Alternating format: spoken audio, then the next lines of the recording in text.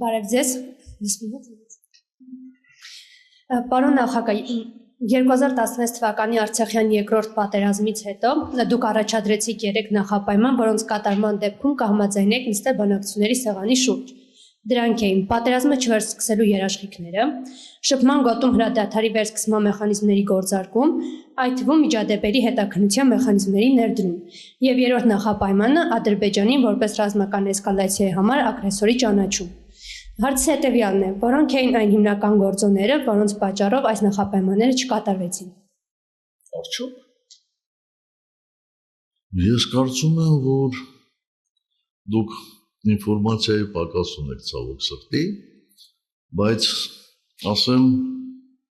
հետևյալը, այո, ձեր հարցի առաջին մասը ստույգ է, ճիշտ է, մենք նախապայմաններ ենք առաջադրել եւ դա էր մեր տարբերությունը այն ժամանակվա եւ այսօրվա Հայաստանի կառավարիչների։ Այո, մենք հաղթած կողմ էինք, դրա համար մենք բանակցությունները վերսկսելու համար նախապայմաններ ենք առաջադրել։ Բայց այդ նախապայմաններից որևէ մեկը չկատարվեց, ես համաձայն չեմ ձեզ հետ։ Բա Վեննայի, Սանկտ Պետերբուրգի պայմանավորվածությունները ինչի մասին էին, որ սրանք ուղղակի դեն գցեցին մի կողմ։ Սա մի հանգամանք։ Երկրորդ հանգամանքը, բա 16 թվականին Թուրքիան Մինսկի խմբի կազմում չդատապարտեց ադրբեջանական ագրեսիան։ Ես խիստ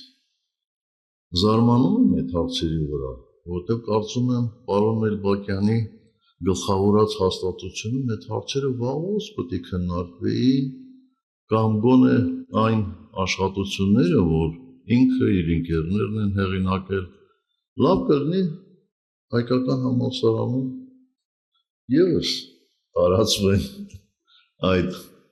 գրվածները, որովհետև մարդիկ գրքեր գրում են, աշխատում են նրա համար,